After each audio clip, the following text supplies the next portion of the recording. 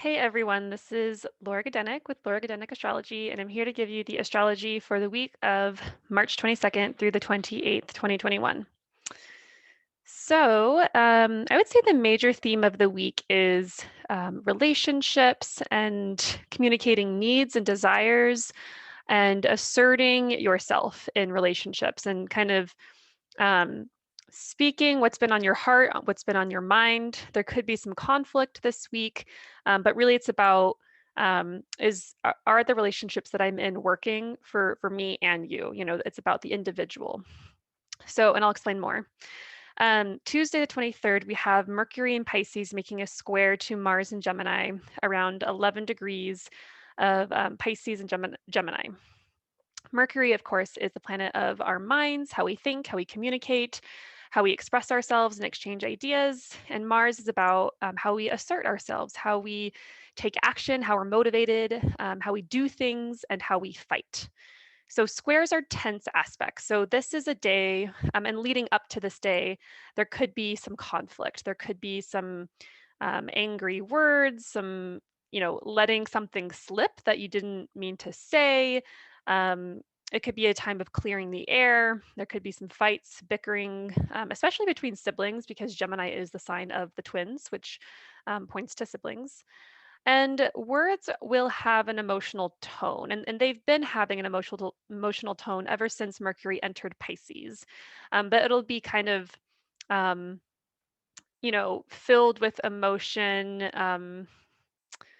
maybe some sorrow.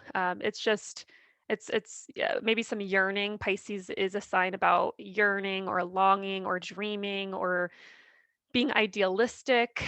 So maybe this could be a time where there's some disappointment, and that could be where some of the anger is coming from, the sense of the fact that this sense of longing isn't fulfilled.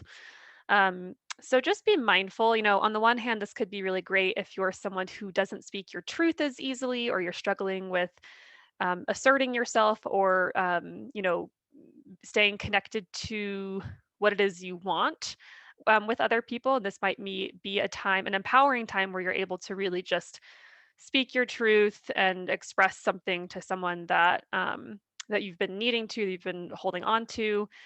And this could have been felt a little last week as well. Normally, transits are felt maybe 3 days, sometimes 4 or 5 days before the aspect itself perfects. So this might just be like a heightened time, and this could be about receiving news, receiving messages. Maybe you're the one being communicated to. Um, that's reflective of hurt or angry feelings, and maybe you're the one doing the communicating. So just being mindful that tension is in the air, and but it's good to, as much as possible, practice things like nonviolent communication, really listening without judgment, really trying to hear why a person is hurt or angry, and not get defensive. I know that's really difficult and challenging, but just some suggestions and tips. So it's Tuesday the 23rd. Friday the 26th, we have Venus conjoining the Sun in Aries at 5 degrees of Aries. Whenever a planet conjoins the Sun, it's kind of like that planet um, gets insight into the Sun's consciousness. And so the Sun in ancient times always represented the king. And whenever a planet is conjoined with the Sun, it's kind of like the king whispering into that person's ear, and they're kind of raised up and exalted and praised. Um, and there's kind of like this sense of a secret being revealed, or some divine awareness or knowledge being passed on, or something like that. So there might be this sense of new awareness, or kind of new divine knowledge, or realizations around your Venus ruled houses. So Venus rules the signs of Taurus and Libra. If you know your chart, look to see which houses are being activated, and maybe something around, or topics around those houses are kind of coming to light. There could be this sense of those Venus ruled houses being burned up by the sun's light and fire. Whenever a planet conjoins the sun, it's the start of a new cycle of that planet. So this is the start of a new cycle around Venusian topics. So that includes, once again, the house topics or the houses that Venus rules, Libra, Taurus houses, as well as Venusian themes in general, which is relationships. Venus is all about how do we get along? How can we stay connected? How do we compromise? How do we, what agreements and terms do we want to make that's going to work for us? Um, but the thing is that Venus, especially when she's in her own signs of Taurus and Libra, can be very peace seeking and wanting to compromise a lot, but might even, Venus might lose herself in the process. But Venus in Aries is about you. What do you want? And so making agreements and commitments might be a little bit more challenging um, with Venus in Aries, especially conjoined the Sun, because Aries is a sign about what do you want? How can I get my needs met? Um, and so I think that this is a pretty healthy time to consider whether you're getting your needs met or your desires met in the relationships that you have. Um, and that might, that process of self-reflection might involve the burning up of relationships that aren't serving you any longer.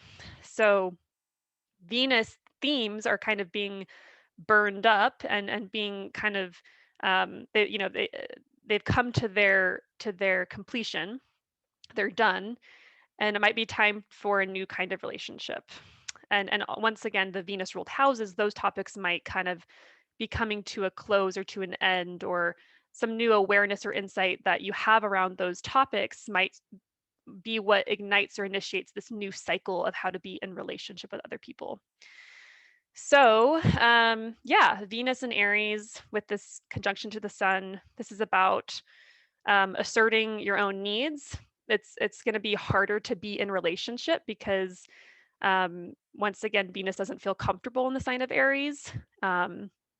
But Venus in Aries knows more what she wants and isn't willing to compromise the important things, which is good. On the other hand, there could be more conflict. People might not be as willing to compromise. It's kind of it's not good or bad. It's just a different perspective. Okay, so yeah, rethinking relationships if they're working for you, what you want from them, and new beginnings for these relationships, and with women as well, because Venus does represent women. And then Sunday, we have the full moon in Libra. And this is happening at 8 degrees of Libra and Aries. The sun is in Aries, and the moon is in Libra. And this is at 12:48 p.m. Mountain Time. So, that's going to be different for everyone, wherever, depending on where you are. Full moons are always a time of something coming to light, something coming to your awareness. It's kind of interesting that this is happening at the same time that Venus is conjoining the sun like 2 days prior. And Venus, once again, is the ruler of this full moon because it's in Libra. So this full moon is going to have a Venusian in Aries flavor. So something coming to light regarding relationships, once again, how we get along, how we compromise, how we make peace or not. What are our terms and agreements? And once again, thinking about what house is being activated. Where is Libra? Where is 8 degrees of Libra in your personal chart? Are there planets around there? There's a lot of factors to consider, and this is going to look differently for everyone because everyone's chart is totally unique. This is just kind of a general um, archetypal idea of what could come, or kind of the themes of the week. So commitments, relationships are heightened simultaneously, like while this full moon is happening. Venus is conjoined to Chiron, and Chiron is an asteroid about where we feel wounded. It's the wounded healer. It's like the idea of Chiron is this wound that never fully heals, but it becomes our greatest gift. So, and we're able to help others heal the same wound that we have, but we aren't ever able to fully heal the wound we have. But healing comes through helping others heal that wound in themselves. And so there can be a painful element to this full moon, maybe something coming to awareness around ending a relationship. Um, it doesn't have to be ending a relationship, obviously, but just something coming to fruition about your your individuality within the relationship. Maybe there's something to be worked on. There could be something that needs healing in that relationship. So I think it's really interesting that this full moon is happening in Libra while the ruler, Venus, just conjoined the sun a couple days prior, meaning indicating a new start to relationships. And while Venus is conjoining Chiron, which is about healing and pain, or I should say pain and healing. So, yeah, a lot of interesting themes to the week, mainly around relationships, healing old wounds, thinking about old stories that you've told yourself, and that you have, giving them room for expression, which I think is important.